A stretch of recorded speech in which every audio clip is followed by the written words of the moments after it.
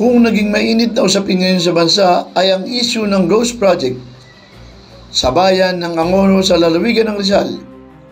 Nagmistula namang ghost town ang Hillsdale Summit Subdivision.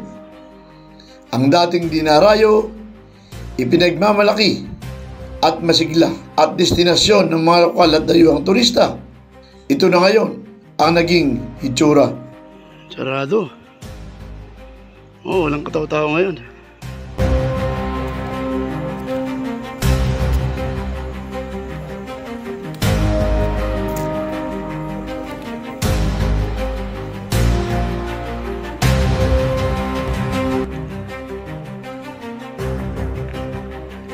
Ang Hillsdale Summit ay naging popular dahil sa mga overlooking kape at restaurants.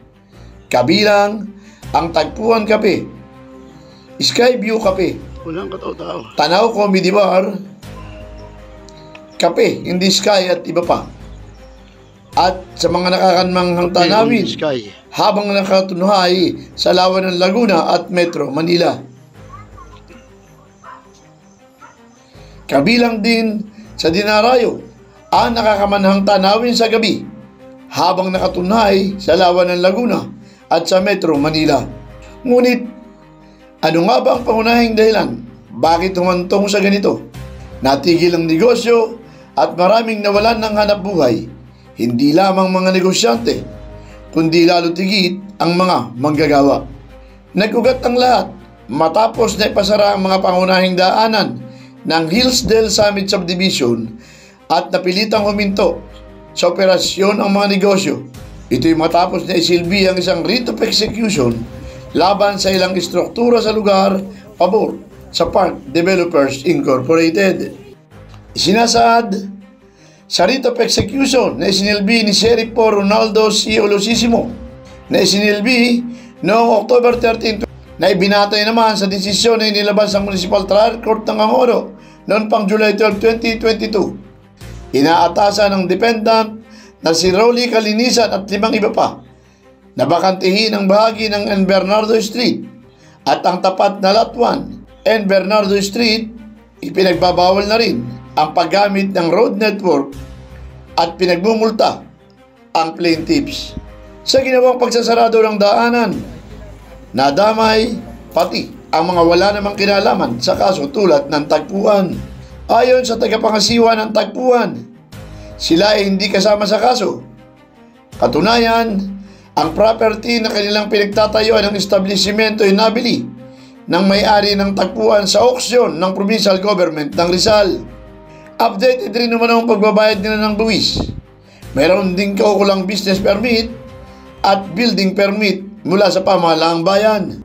Sa pagkakaalam ko po sir, hindi po, wala po yung pangalan ng may-ari dito at ganoon din po yung lugar dito, hindi po negosyo, hindi po yung kasama doon sa order na in-execute po or dinala po dito ng Shell.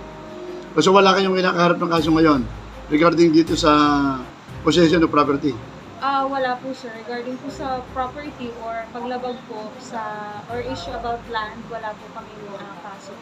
So paano nyo na-acquire yung property? Ito po ay na through auction po, na bali po binili po namin ito sa Capitol. Binayaran po namin ang real property tax. Kaya po sa mga nagtatanong po kung paano po namin, paano po kami naging nagkaroon ng claim or credible na mag-claim po sa kinatatayuan po ni Tagpuan ngayon. Ayun po kasi hindi lang po kami basta-basta nagbabayad ng DIR tax, kami rin po ay nagbabayad ng property tax. Ganon din po, hindi lamang po kami, ganon din po ang ibang mga establishments dito. Dahil si Tagpuan po ay hindi lang naman po buo Hillsdale. Marami po kami dito na restaurant. Kami po ay more or less 7 po dito sa ibaba na Sa nangyaring pagtigil ng operasyon ng negosyo, tinatayang nasa 200 hanggang 300 empleyado sa may 15 establishmento ang nawala ng hanap buhay dahil sa pangyayari na lalo pang nagpatamlay sa negosyo sa dating mataong lugar. Kaya nga agad na humingi ang Tagpuan ng klarifikasyon sa korte at sa opinyon nilabas noong October 15, 2025 na mismong ang sheriff na si Olosisimo ang lumagda. Sinabi na hindi saklaw ng writ of execution ng tagpuan. Tagpuan ay nasa bahagi ng N. Bernardo Street. Noong June 5, 2022, naglabas ng desisyon ng Angono Municipal Trial Court, hindi pa noon N. Bernardo kung hindi Aba Street. Subalit noong 2023, pinalitan umano ng pangalan at ginawang N. Bernardo. Questionable rin maging ang writ of execution na inisyo noong July 12, 2022 sa panahon na Aba Street pa ang pangalan ng kalsada. Kasama ring nadamay ang ilang establishmento na hindi kasali sa inisyuhan ng writ of execution. Sa kaso? Hindi po. Oo. Paano nung nangyari? Bakit kasama kayo dito sa apektado? Ayun nga po bali ano po kami dito, nagtitinda lang po kami dito. Ang ano lang namin, kasi yung mga tauhan namin, mga kasamahan namin na nagbabantay dito, nagtatrabaho, apektado, sobrang apektado kasi dito lang sila umaasa sa mga sweldo nila, sa mga pinapasweldo sa kanila. Dito lang sila umaasa para pangkain sa pamilya nila. Ilang araw na walang hanap buhay. So, umiiyak na, nagugutom na. Bagay na nilinaw din ng legal counsel ni Aling Maan sa pamamagitan ng phone conversation. Wait lang po. Pending, yung both cases are still pending sa court. They can check sa RTC branch 68 and 637, parang ganoon. Pending yan sa korte. Pending pa po, oo. I don't know kung ano yung, kaya hindi ko maintindihan, ano yung sineserve ni Sheriff? Yung mga pending, actually sila nga nag-file ng petition sa Court of Appeals. Meron pa hindi pa tapos Actually, surprise yan kasi huminto na wala man nilabas na bagong decision, wala man lumabas na bagong order. Oo. Hindi ko rin maintindihan ano yung ini-enforce ng sheriff. Kaya ang suggestion ko nga, kung may mga lawyers dyan na mas malapit, they can hire yung lawyers to check kung ano ba, kung especially yung other tenants na hindi ko kliyente, na may mga pwesto rin dyan. I-clarify nila doon kay sheriff. Kung sino sheriff yun, kung saan sa galing. Mula ng harangan ng gate na pawang mga nakamaskarang individual ang nagbabantay, laging nagkakaroon ng tensyon sa lugar.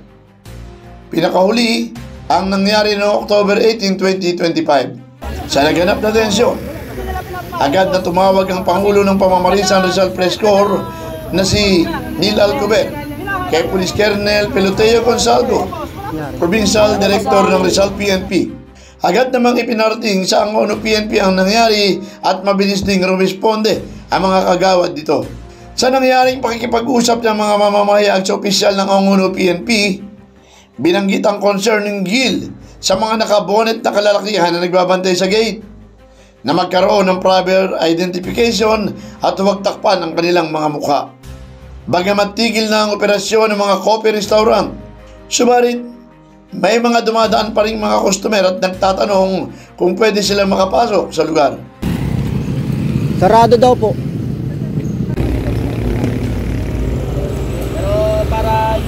Kaya nga't kalinsabay nito nanawagan ang mga empleyado at mga may-ari ng establishment na buksan ang gate at paalisin ang mga sibilyan na nangaharas sa kanilang mga customer.